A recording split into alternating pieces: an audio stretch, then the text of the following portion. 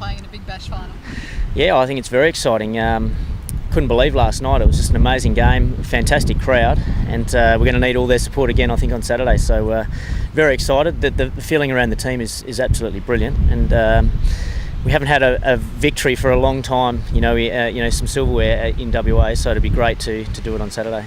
Have you noticed a change? Like, you've been away a bit and have come back. Have you noticed a change in the belief in WA cricket? Not a huge amount, but I just feel a real confidence around the team, and confidence plays a massive part in all sport really, but in particular cricket. Players that are playing with confidence, the sky's the limit of what you can achieve. So, and I think that sort of flows on to other players in the team as well. So having someone like Shaun Marsh playing the way he is at the top of the order certainly gives everyone else in the batting order a lot of confidence. Having someone like Alfonso Thomas, leading the attack, Beery and Hoggy leading the attack, gives the other guys confidence as well. So I think that plays a big part. Plus the guys have worked extremely hard, and I think by working hard and practicing properly builds confidence and spirit around the team as well. Warnie's been a big advocate of Shaun Marsh over the last few weeks. Would you like to see him back playing all forms of cricket for Australia? Oh, without doubt. But all he can do is just keep putting those great performances on the board and just keep knocking the door down where the selectors have no choice but to pick him. He's certainly doing the right things. He seems like he's in a great place, mentally and away from the game as well, which is really important. And obviously he's playing with a lot of confidence at the moment. So all he can do is just keep scoring runs, keep bashing the door down, and I'm sure, no question, there'll be an opportunity to come up at some stage. What was going through your head when the no ball at the end? Did you think you'd lost it? I did, yeah. I thought we'd lost, and so it went from agony to ecstasy really. I couldn't believe it when I heard Vogesy yelling out at the other end, it's a no ball. Obviously very excited after that, that there was still a chance to win the game, and obviously odds-on favourite to win the game at that point. So it was amazing. I've never probably played in a game where it's sort of gone down to the wire like that. Is that one of the most amazing finishes then in all the cricket you played? Probably, it's got to be up there. There's been.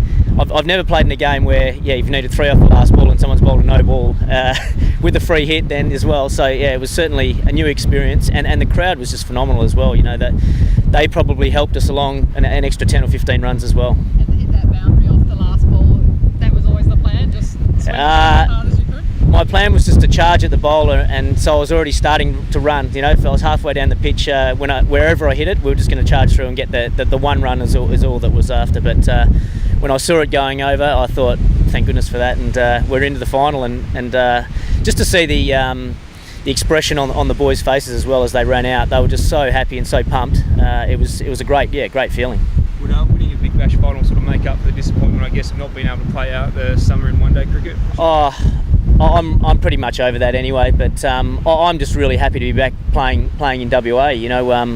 It's where I've learnt all my cricket. It's where I've been able to gain my opportunities by learning about the game and being able to play for Australia. So to be able to go back and play for Perth and play for WA is really special, and to be able to go back and play in front of our home crowd, which are very, very parochial, is extremely satisfying.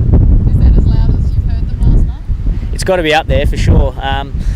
I think that's the thing I noticed when I played for Australia, is that the roar for a local player when he came out to bat or on to bowl is just 100 times louder than any other player. And then when you've got the whole team out there, all from Perth, it was very, very loud, very, very. It's got to be intimidating for the opposition, and hopefully, they all turn up again on Saturday and give us just as much support as they have throughout the whole season. Brisbane have been a bit of a surprise packet coming at the end of the season. What are you expecting from them?